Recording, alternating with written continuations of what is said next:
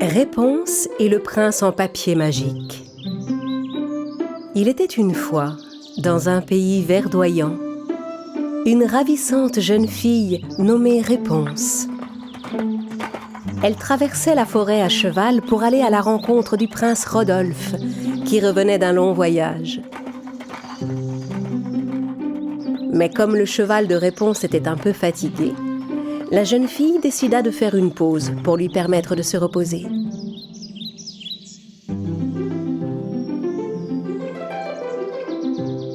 Réponse, tu penses vraiment que si j'arrive à faire rire Drago le dragon, le sort qui m'a transformée en barrette sera brisé?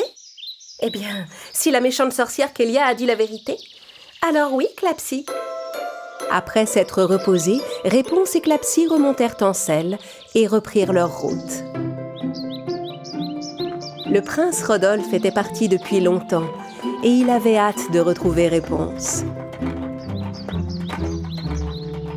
Oh, ma chère Réponse, où es-tu donc? À cet instant, le prince aperçut quelqu'un qui approchait. Pensant que c'était Réponse, il appela. Oh, hé! Oh, oh! Réponse! Je suis là! Par ici, ma princesse! Mais malheureusement pour le prince, ce n'était pas Réponse. C'était Kélia, la méchante sorcière. Nous sommes tout près du prince. Majesté, il est temps d'utiliser votre sort vieillissant. Kélia descendit de son balai avant de s'approcher du prince Rodolphe. Puis elle agita son éventail en or devant son visage. Le souffle magique de l'éventail changea Kélia en une très vieille femme. Oh, qui refuserait de venir en aide à une aussi charmante vieille dame sans défense? Le nuage de fumée qui l'entourait se dissipa et Kélia s'avança vers le prince. Ah, dommage, ce n'est pas ma chère Réponse. Quand le prince Rodolphe vit que la personne qui arrivait était une vieille dame, il alla aussitôt à sa rencontre pour lui demander si elle avait besoin d'aide. « Oh, mon garçon, oui, en effet, je ne suis qu'une pauvre vieille femme et j'ai grandement besoin d'aide. » Dites-moi tout, je ferai mon possible pour vous aider. Merci, mon garçon.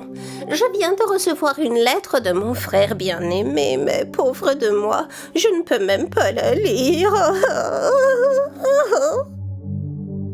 J'en suis désolé, mais pourquoi cela?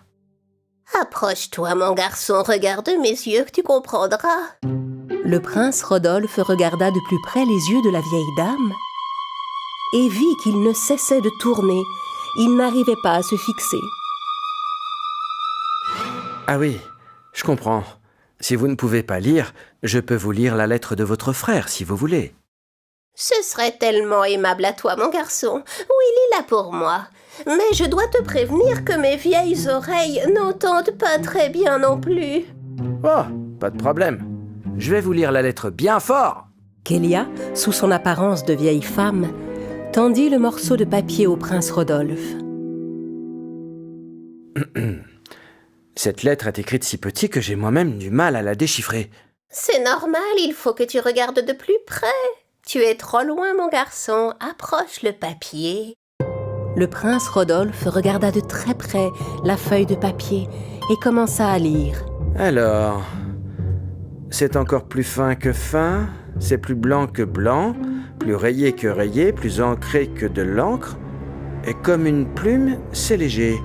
Si tu regardes cet objet, tu seras coupé comme du papier. Hein? À cet instant, un nuage de fumée entoura le prince Rodolphe. Et soudain, il se retrouva changé en feuille de papier. Hein? Le prince n'avait pas lu une simple lettre, mais la formule magique d'un terrible sort. Regarde-le, petit balai, un prince en papier. Votre magie est puissante, Majesté. Le prince Rodolphe tomba sur le sol, comme un morceau de papier. Kélia remonta sur son balai magique et s'envola dans les airs. Mais sans s'en rendre compte, elle laissa tomber sa fausse lettre avec le sortilège. Au galop, Réponse arriva enfin là où se trouvait le prince Rodolphe. En voyant la silhouette du prince aussi fine qu'une feuille de papier, elle fut très inquiète. « Mon prince! Oh non! Qu'est-ce qui t'arrive? Que s'est-il passé durant ton voyage? »« Oh non, tu as vu ça, Réponse? Le prince Rodolphe ressemble à une feuille de papier. »« Oui, il est comme un morceau de papier, tout fin, léger. » À cet instant, un grand vent se mit à souffler. Le prince Rodolphe, trop léger pour résister, s'éleva dans les airs comme une feuille dans une tempête. « Oh non! Ce vent est en train d'emporter mon prince !» Comme le vent emportait le prince Rodolphe vers la rivière, risquant de le faire tomber dans l'eau, Réponse lança sa longue chevelure pour rattraper son bien-aimé. Oh! On l'a échappé belle, Clapsy! Réponse avait empêché le prince de se mouiller dans la rivière. Mais de gros nuages noirs commençaient à assombrir le ciel. C'est pas vrai! Il va bientôt pleuvoir! Si le prince se fait mouiller, il risque d'être à jamais perdu. Réponse décida de ramener le prince au château pour le mettre en sécurité. Mais Clapsy trouva un document par terre et l'appela. « Hé! Réponse, attends! Regarde, j'ai trouvé un papier par terre! » Réponse ramassa le papier que Clapsy avait trouvé et commença à lire les mots qui étaient écrits.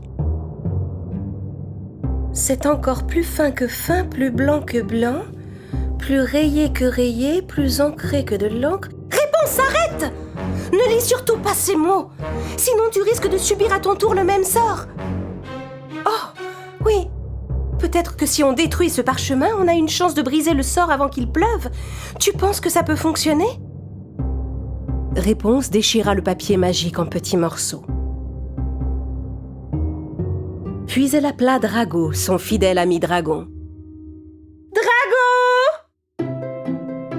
En entendant la voix de Réponse, Drago battit de ses grandes ailes et s'envola vers son ami. « Drago, on a très peu de temps.